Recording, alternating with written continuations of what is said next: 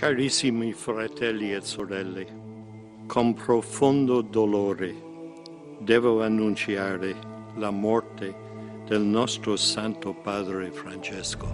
Pamamaalam sa tinawag na People's Pope, si Pope Francis. Mula Pilipinas hanggang sa Vatican. Nasa St. Peter's Square po tayo sa labas ng Basilica kung saan naroon ang labi ni Pope Francis. Ngayong araw po ng Biyernes, ang huling public viewing ng kanyang labi. What is it about Pope Francis na gustong-gusto mo? Ang humble niya po as a person. Nakakakilaw. Bakit? Talagang ramdam mo yung ano niya yung spiritual niya. Try natin na makalapit dun sa labi ni Pope Francis. Katatapos ko lang hong makita yung labi ni Pope Francis. Yung expression niya, peaceful naman. So, nakaka-relieve din na to see yung facial expression niya na parang he was at peace, hindi siya nahirapan.